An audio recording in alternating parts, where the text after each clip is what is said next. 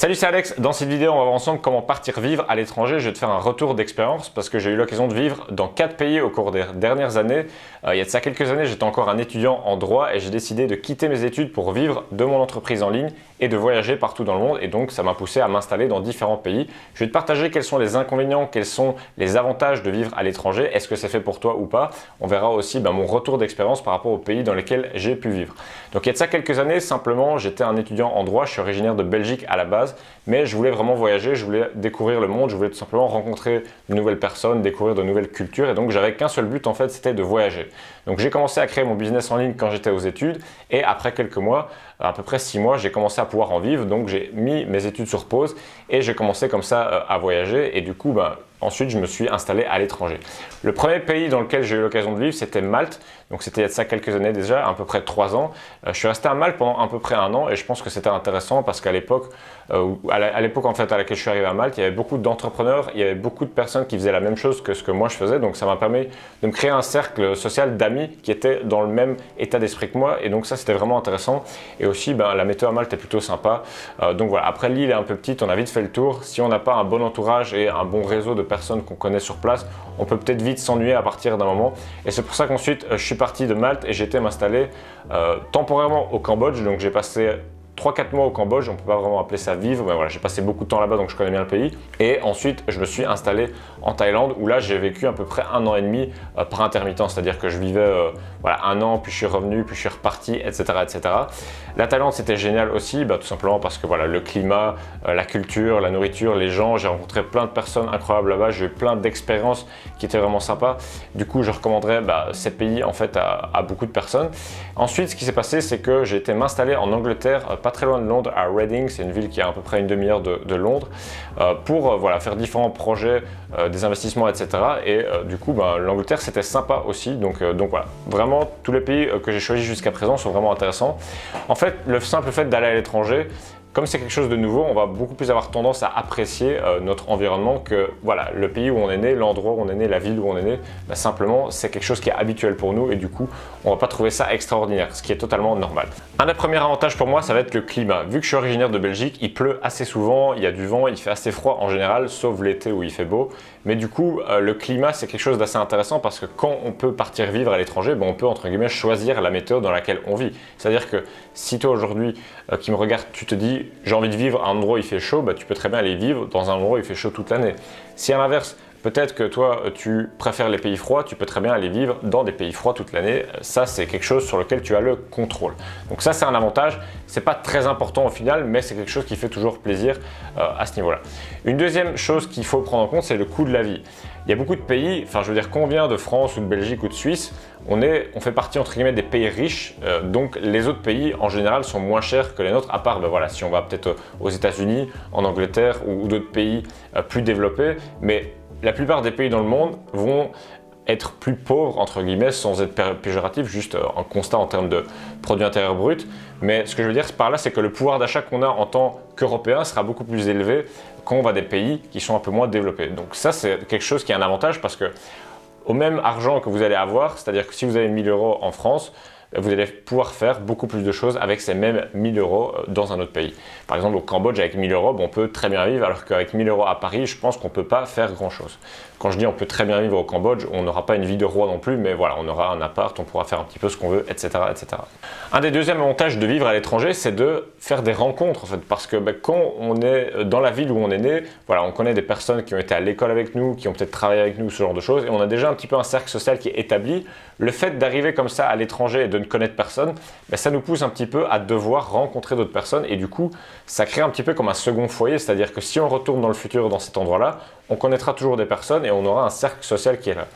Ça, c'est intéressant et surtout si, par exemple, dans mon cas, ce qui se passait, c'est que je voulais me créer un cercle social de personnes qui étaient dans le même domaine que moi, c'est-à-dire dans le marketing, dans le business en ligne, etc. Et je voulais peut-être, comme ça, favoriser la rencontre d'entrepreneurs. À l'endroit où je suis originaire en Belgique, je connaissais personne qui était dans l'entrepreneuriat. Et du coup, le fait de m'expatrier à l'étranger, c'était l'opportunité pour moi en fait de rencontrer des personnes qui étaient dans le même état d'esprit que moi. Donc le fait de faire des rencontres, c'est quelque chose qui est assez intéressant. Et d'ailleurs, j'ai eu l'occasion de rencontrer ma copine avec qui je suis actuellement dans un pays dans lequel j'ai vécu. Donc c'est aussi un type de rencontre qui est intéressant. Un autre avantage, ça va être la rencontre de nouvelles cultures. Que ce soit au niveau de la nourriture, que ce soit au niveau de la manière de penser des gens ou des coutumes locales, c'est intéressant de découvrir de nouvelles cultures pour plusieurs raisons. Simplement pour le fait de les découvrir en tant que tel, mais aussi parce que ça permet de nous rendre compte de notre propre culture. C'est-à-dire que quand on a toute sa vie pensé d'une certaine manière, qu'on a fait les choses d'une certaine manière, c'est même pas quelque chose qu'on pense à remettre en compte et c'est même pas quelque chose qu'on prend en compte. En fait, tout simplement, on n'y pense même pas, c'est devenu limite inconscient. Le fait d'aller vivre à l'étranger, on voit en fait des gens qui font des choses différentes que ce que nous on aurait fait si on vivait par exemple en France ou en Belgique. Ça peut être plein de choses comme par exemple les interactions sociales, la manière dont les gens vont gérer les problèmes, est-ce qu'ils sont à l'heure, est-ce qu'ils sont en retard, voilà, la cuisine, la manière de penser des gens. Ce qui se passe aussi quand on va voyager, c'est qu'on va apprendre sur soi parce que si on voyage ou qu'on part vivre à l'étranger, il va y avoir des situations à laquelle on n'a jamais été confronté. C'est-à-dire que voilà, des petits détails comme des trucs administratifs, le fait de devoir trouver un appartement, de trouver un abonnement, une connexion internet, de voilà, payer l'électricité à l'étranger, c'est un truc totalement différent. Je veux dire, si aujourd'hui je vous demande comment est-ce que vous faites pour payer votre facture d'électricité, vous dites je sais pas, je le fais quoi, je paye la facture, c'est aussi simple que ça. Pour payer l'électricité en Thaïlande, c'est un truc beaucoup plus compliqué que ça. Il faut avoir un bon spécial qui vous met dans votre boîte aux lettres et après ensuite il faut aller chez votre libraire, enfin au 7-Eleven, et ensuite il faut payer chez le libraire, enfin c'est tout un truc compliqué. Et le fait d'être exposé à des situations nouvelles, à devoir résoudre des problèmes, ça fait en sorte que déjà on prend plus confiance en soi à gérer n'importe quel type de problème, et aussi on apprend sur soi-même parce que ça nous permet de voir comment est-ce qu'on réagit face aux imprévus. Et tout simplement, je pense que c'est une bonne compétence à développer, le fait de pouvoir être débrouillard, en fait, de pouvoir s'en sortir peu importe les événements qui se passent, et même s'il y a des difficultés, pouvoir toujours comme ça surmonter les obstacles qui arrivent. Un avantage aussi de vivre à l'étranger qui est un petit peu étonnant, c'est le regard des gens. Si vous vivez dans un pays où vous ne comprenez pas la langue des gens locaux, en fait vous n'allez pas être soumis au regard des gens. Parce que si vous allez au restaurant en France, ou peu importe où vous allez en France, les gens parlent français, donc vous allez entendre les conversations des gens, ce qui est tout à fait normal. Et peut-être que ça vous est déjà arrivé d'aller au restaurant et d'entendre la conversation des gens qui sont à côté de vous, et que peut-être voilà, vous pensez que les gens disent n'importe quoi, ou voilà. Le fait de savoir qu'il y a d'autres gens à côté de nous qui parlent la même langue que nous, ça nous rend plus susceptibles au regard des gens. Je peux vous dire que quand je suis en Thaïlande dans un restaurant qu'avec des Thaïs et je comprends rien à ce qu'ils disent, enfin même si je commence à parler un petit peu thaï, mais ce que je veux dire c'est que je n'entends pas leurs discussions et je comprends pas leur langue en général, ça fait que j'ai l'impression d'être un alien, j'ai l'impression d'être totalement différent d'eux, et du coup si je fais mes trucs, peu importe si je me balade avec les cheveux roses, dans tous les cas je suis considéré comme quelqu'un de différent. Donc c'est un petit peu étrange et je ne pensais pas à ça avant d'avoir vécu à l'étranger, mais si vous êtes un étranger dans un pays, peu importe ce que vous faites, les gens vous considèrent comme un étranger, et donc tout simplement vous pouvez faire ce que vous voulez dans le sens où ils ne vont pas vous juger. Enfin ça va dépendre des pays, il y a des pays qui ont quand même pas mal jugé, mais je veux dire le simple fait de ne pas comprendre la langue d'un pays dans lequel on va, ça peut être un inconvénient, mais ça peut être aussi un avantage dans le sens où on ne se sent pas soumis, on se sent différent des gens en fait. Et du coup c'est pas grave si on fait des trucs différents, on n'a pas peur d'être jugé parce que dans tous les cas on est quand même tellement différent des gens, des locaux, qu'on s'en fout de ne pas leur ressembler. Donc j'espère que j'ai été clair, mais c'est un principe assez important et je pense que ça peut valoir la peine d'aller vivre à l'étranger juste au moins une fois pour vivre ce genre de choses, et aussi pour développer le fait d'apprendre sur soi, en fait, de gérer des imprévus, des trucs comme ça. C'est pas un truc qui a l'air attractif de base, mais le simple fait de le faire, c'est une sortie de zone de confort.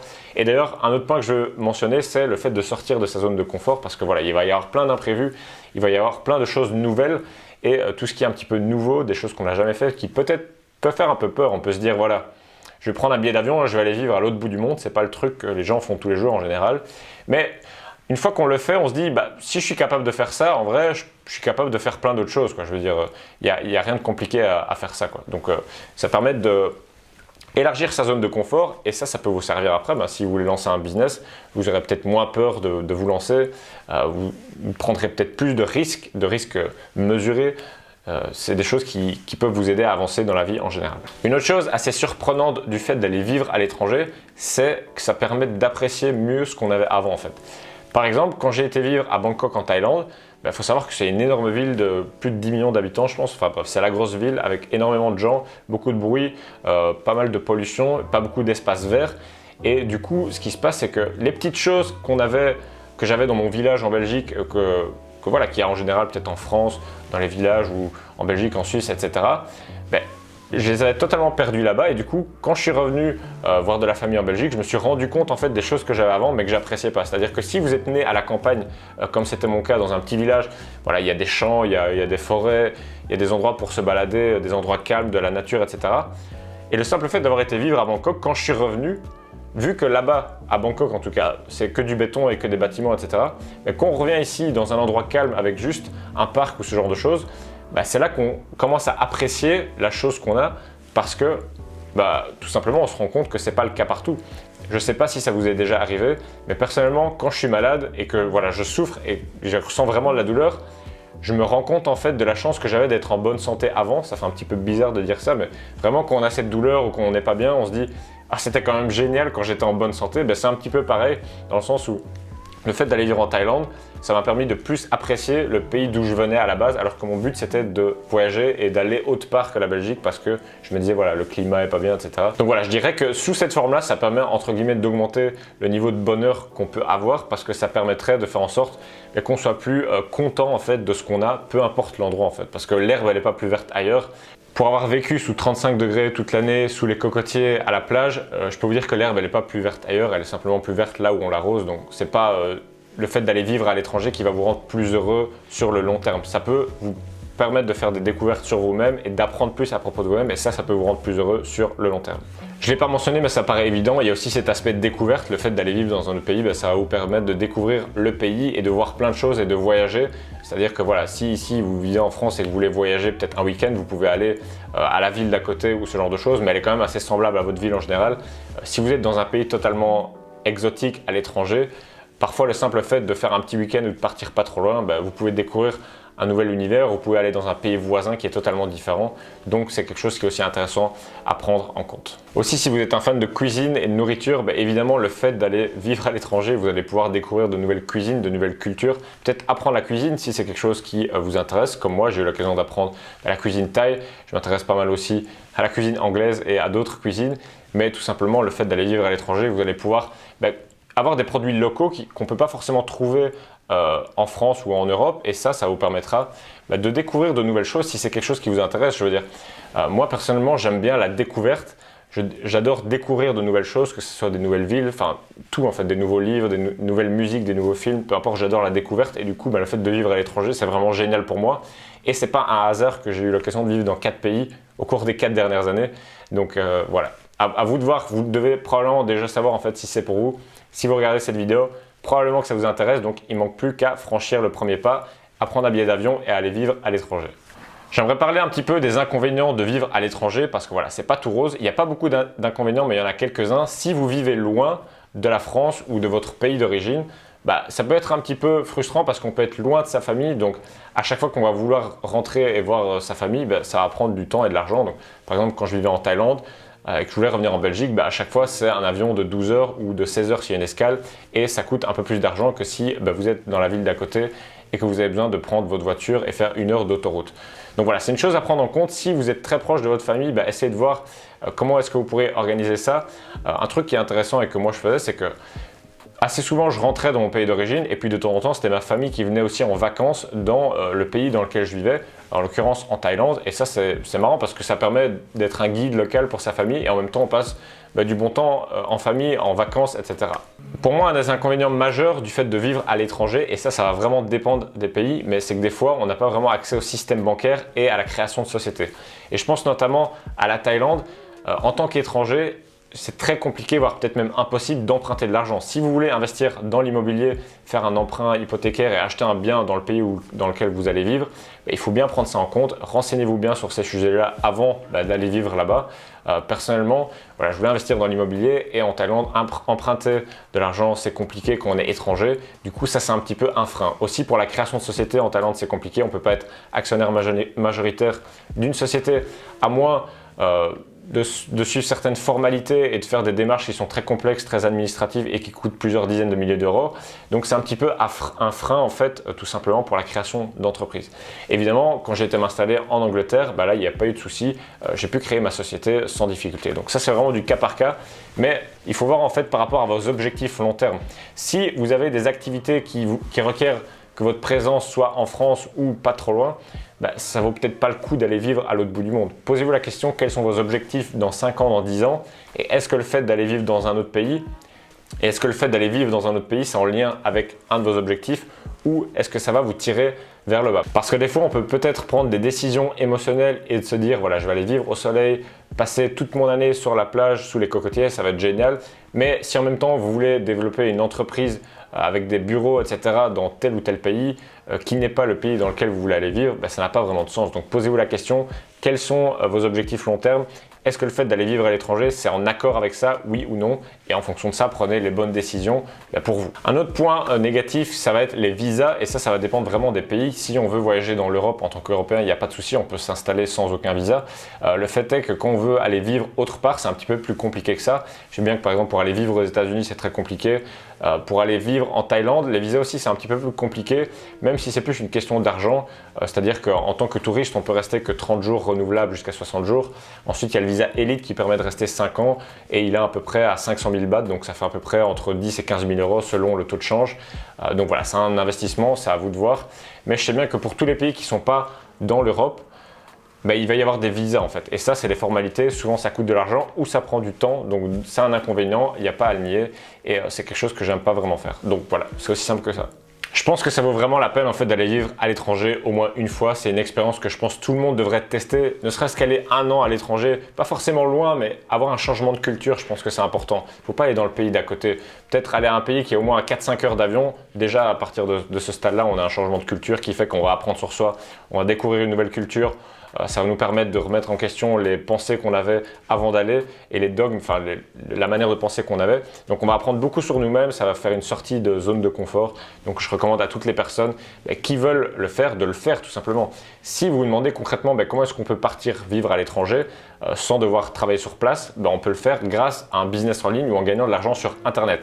La chose qui m'a vraiment permis de pouvoir faire ça et de pouvoir vivre dans tous ces pays et d'avoir toutes ces expériences, de voyager, de rencontrer des gens, ça a été de créer un business en ligne il y a de ça 4 ans qui m'a permis de gagner mon indépendance financière et de pouvoir travailler depuis mon ordinateur portable. Simplement, grâce à une connexion Internet, vous pouvez comme ça créer un business et générer des revenus.